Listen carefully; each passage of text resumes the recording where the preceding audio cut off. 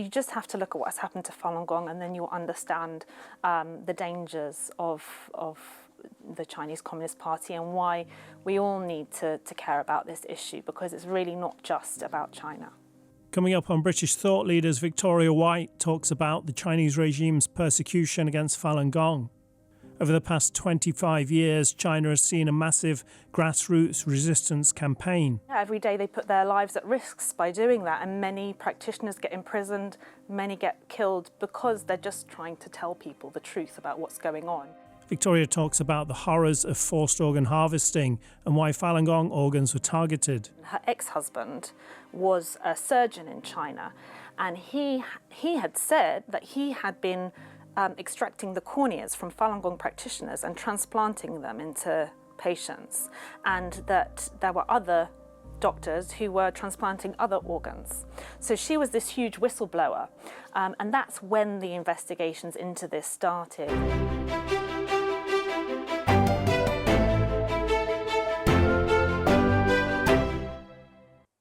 Welcome to British Thought Leaders. I'm Lee Hall. Today I'm sitting down with Victoria White from the UK Falun Dafa Association. Victoria, thanks for joining us. Thanks for having me here. So it's 25 years of the Chinese Communist Party persecuting people that practice Falun Gong in China. Can you start by giving us an introduction for those who may not know much about this? Sure. So a lot of people might not know what Falun Gong is. It's also called Falun Dafa, and it's a spiritual cultivation practice. It's a type of Qigong, which again, a lot of people might not know what a Qigong is, but in China, Qigong has been very popular. It's a sort of energy practice, like Tai Chi, slow-moving exercises, etc. But the unique thing about Falun Gong is the principles are truthfulness, compassion, and forbearance, Jin Shan Ren. And that's really what the practice is about, is to become more truthful, more compassionate, more tolerant, and those are universal principles. And in China it was incredibly popular. It became one of the most, actually the most popular form of Qigong in China in the 90s. So yes, it was brought to public in 1992 by Master Li Hongzhi, and it spread throughout China very quickly.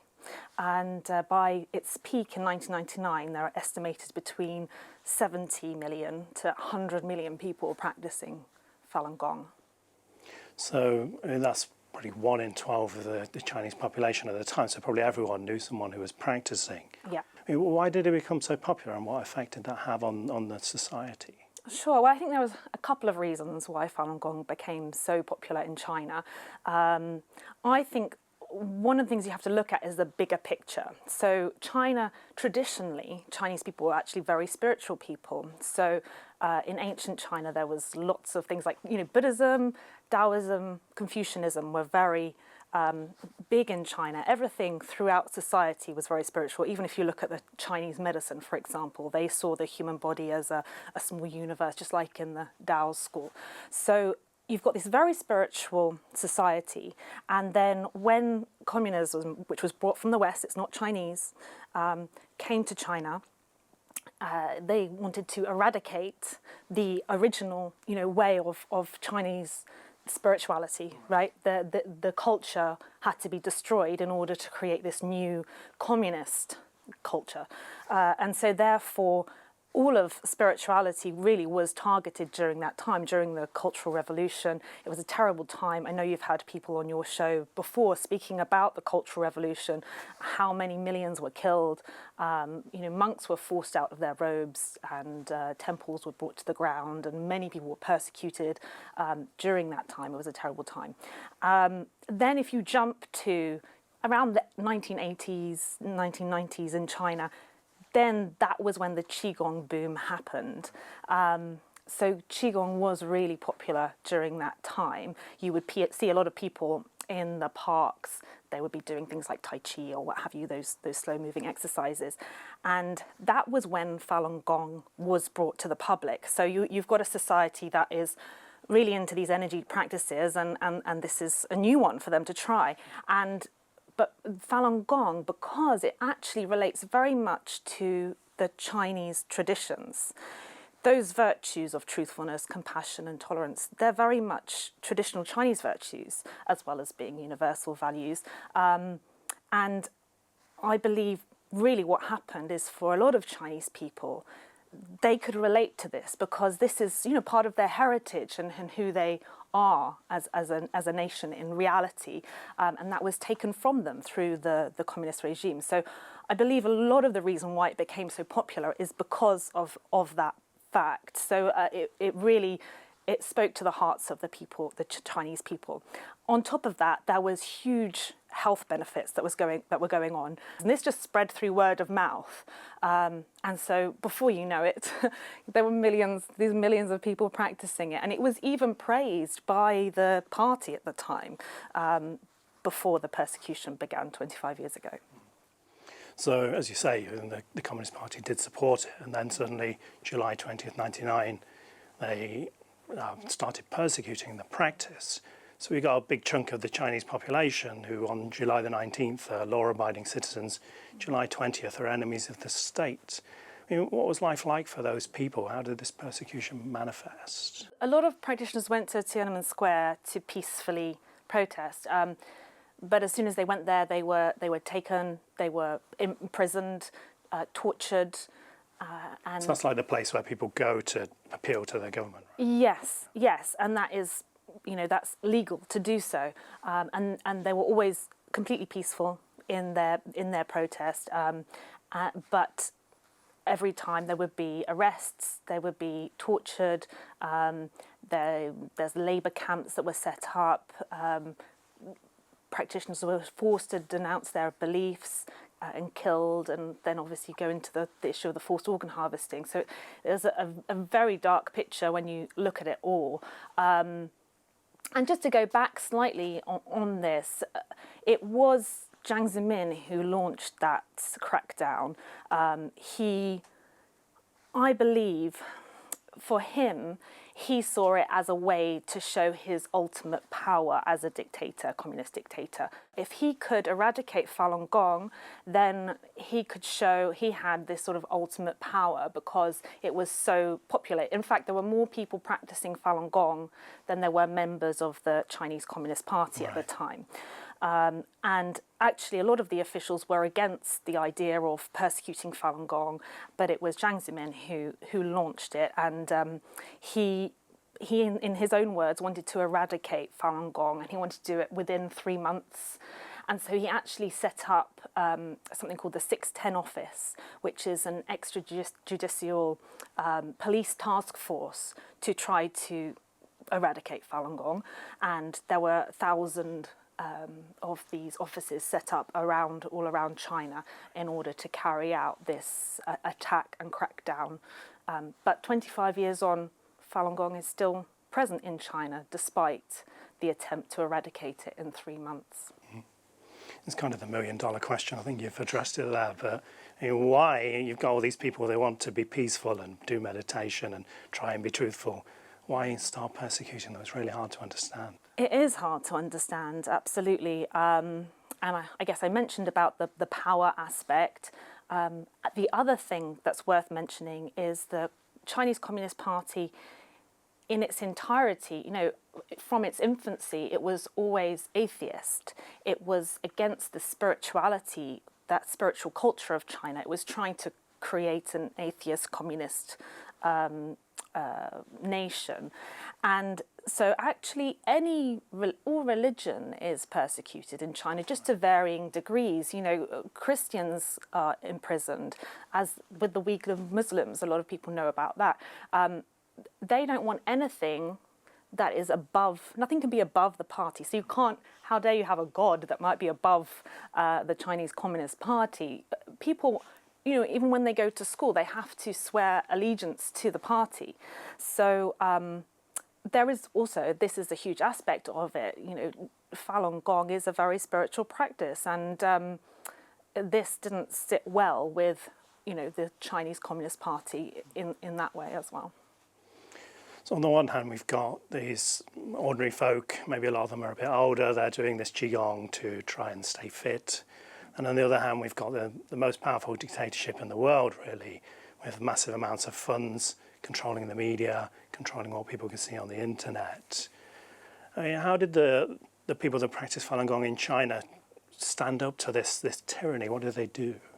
Yeah, I mean, this is a whole huge story in and of itself, and very little known about it. You know, many people might not have heard much about what Falun Gong practitioners, particularly in China, have done, but also around the world. In China, they really are, it's been incredible. I believe the Falun Dafa Information Centre, they estimate around 200,000 practitioners have in their homes printing sort of devices, etc. And in China, what they'll do is to try to raise awareness, really just so people understand the facts of what Falun Gong is, because one of the key things that the Chinese Communist Party has done in its campaign is create a lot of propaganda, huge amounts of propaganda. Every day on the news, when the persecution began, there were vast amounts of propaganda about what Falun Gong was, which just is simply not true. And some of that even did spread to the West at the time. So Falun Gong practitioners in China, one of the key things, they just want people to know what Falun Gong really is, what it is that they're practicing, just understand that it's a good practice. It's teaching people to be good and kind and compassionate and truthful. And the other aspect is so that people understand what the persecution that is going on, and to try to raise awareness about that, so hopefully it can come to an end. So that's also what practitioners are trying to do. And in China, they risk their lives to do this. You know, they're creating prints of leaflets or giving out CDs, etc., just to help people understand the situation. And yeah, every day they put their lives at risks by doing that. And many practitioners get imprisoned, many get killed because they're just trying to tell people the truth about what's going on. And when I think about this, I think it's just so incredibly brave, because they're really doing it for the Chinese people. So there's more stuff happening around the world, as you mentioned, people doing things to try and influence what's happening in China. Can you talk to us a bit about that? Yeah, I mean, most recently in the US, there's the Falun Gong Protection Act, which is sort of the first of its kind because it's specifically to try to protect Falun Gong practitioners in China. And that's very powerful. I think the reason why legislation like that becomes powerful is because there's a few reasons. One is, even if we don't take so much notice of it, the CCP, the Chinese Communist Party, does. They will take notice of it. They'll be watching what happens, and it will be a knock to them. They actually really care about their reputation. So anything that damages their reputation, is a kick in the teeth to them. And they are a big bully, as it were. They do need to, you do have to show strength in a sense in the face of tyranny, right? So that's one important reason they will take notice. The other reason is, around the world, as soon as one country does something, stands up, then other countries follow suit. I've seen it in the UK, we haven't got anything quite like the Falun Gong Protection Act, but we have addressed the issue of forced organ harvesting, the government has, and there has been some legislation put in place. And I know that because of that and because of the debates surrounding that, other countries have also then decided to follow suit and do more. So the more internationally that happens, the more pressure on China, and then the more they can't carry on hiding what's going on. No, we don't have the Falun Gong Protection Act here, but we do have some politicians doing quite brave stuff. There are several of them who were sanctioned for their views on China, and we've got IPAC as well.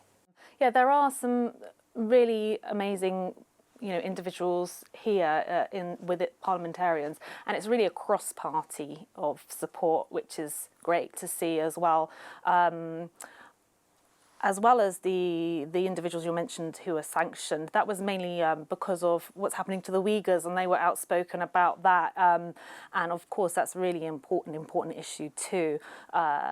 In terms of the forced organ harvesting issue, like I was mentioning, in in the UK now, because of the Health and Care Act and because of these amazing parliamentarians who are very supportive, people like Lord Hunt of King's Heath, and I know Lord Alton you've had on your show before.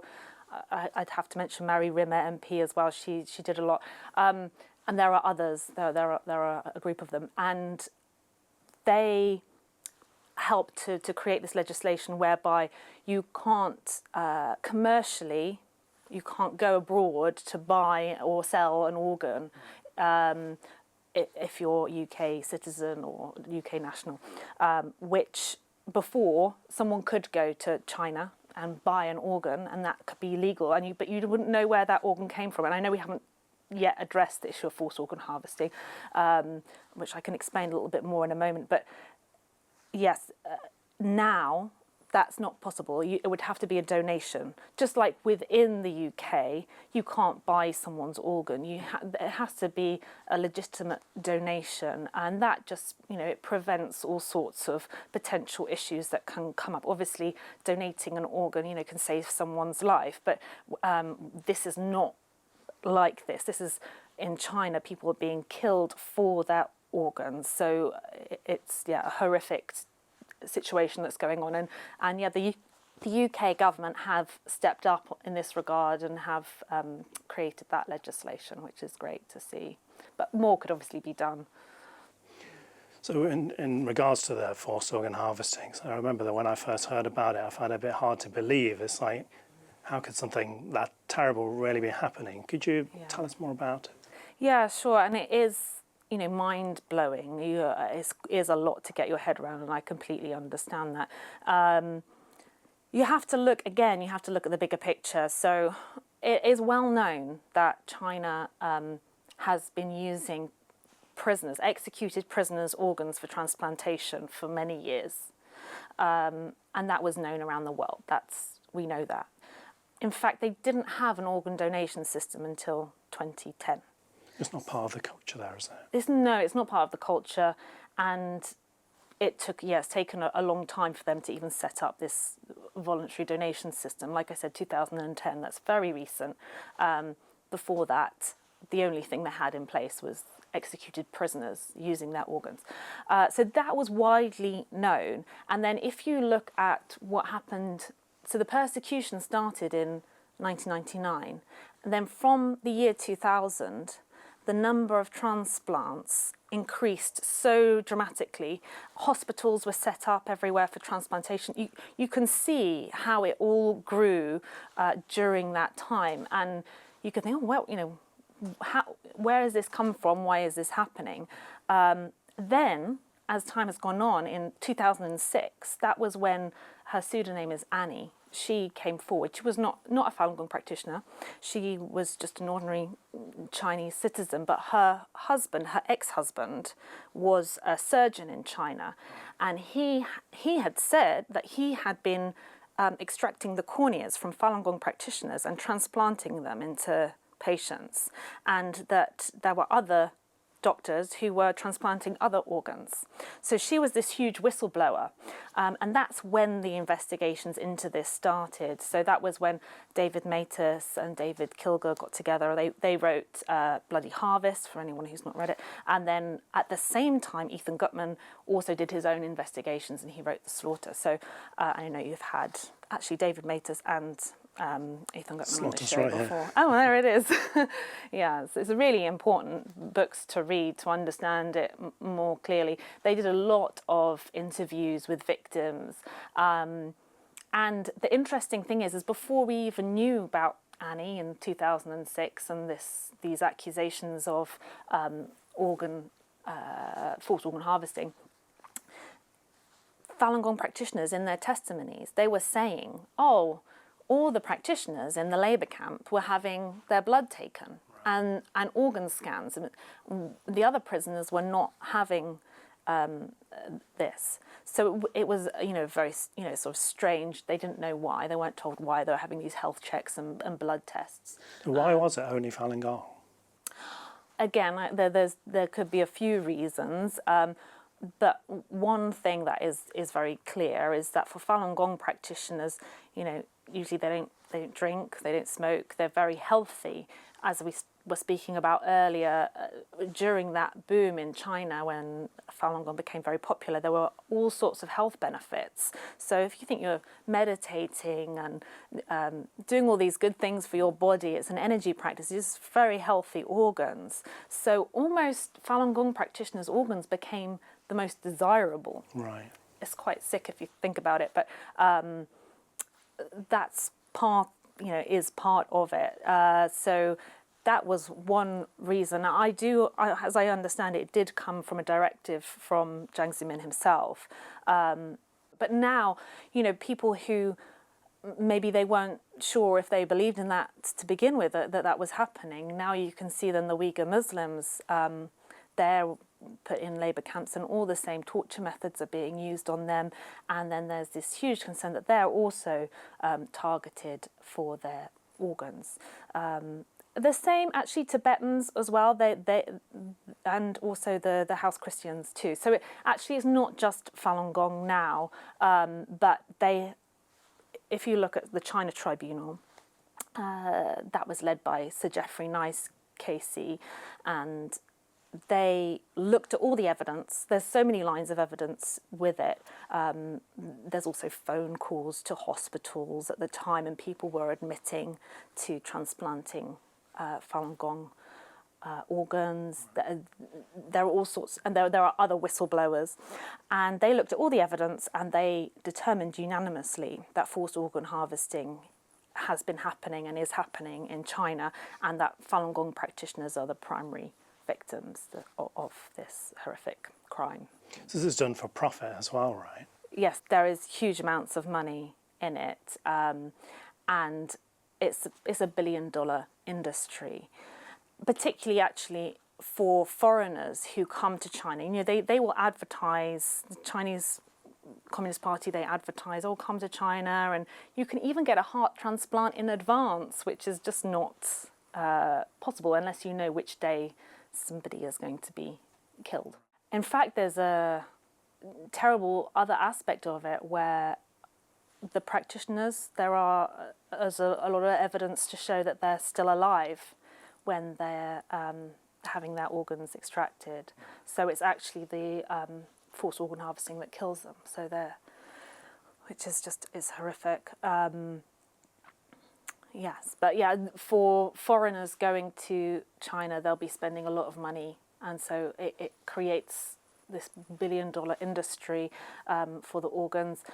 And then often it's also Chinese officials, they might have multiple organ transplants going on. And there is evidence to show that that's been happening. So, this is something that's been going on in China for a while, but China's very far away. Why should people here in Britain care about this? Yeah, that's a good question itself. Yeah, because I can understand a lot of people do think this way. China's so far away. We need to worry about. We've got a lot of our own problems going on in the UK right now, and often. Why don't we just focus on what's happening in the UK first? And I completely understand why people might think that way. However, the CCP. This actually is closer to home than you think. All you have to look at is what happened with COVID. It could have been prevented from being spread around the world. There were whistleblowers, and quite interestingly, several of those whistleblowers were Falun Gong practitioners, and they were arrested in China as soon as they tried to blow the whistle on what was going on with COVID. Instead, the Chinese Communist Party denied it and let people travel at their peak time, which was during the Chinese New Year. That's when many Chinese people travel during that holiday period. And so they let it spread around the world. So how did that affect us? How many people died through all of that because of COVID? You just have to look at that example. We are directly affected in the UK by China. So we should all care about it. And you might think, oh, I don't care about what happens to Falun Gong practitioners because there's nothing to do with me. But then you don't care about what happens to Falun Gong practitioners, but then later what has happened to the Uyghurs as well. And then there's Hong Kong, what has happened in Hong Kong. this can build, and there's no denying that the CCP wants power around the world. They use everything that they can to have power. Just as an example, with their soft power, they've bought 17 private schools in the UK. Right. So that's just one example. So they are trying to infiltrate. There's obviously spies as well that infiltrate. It's happened here in the UK, governments, also in the US. So, to think that we're not connected, or to think it's nothing to do with us, it's a serious threat to our democracy. And so everyone should care about this issue. And if you just have to look at what's happened to Falun Gong, and then you'll understand the dangers of the Chinese Communist Party, and why we all need to care about this issue, because it's really not just about China. Victoria White, thank you for joining us. Thank you for having me.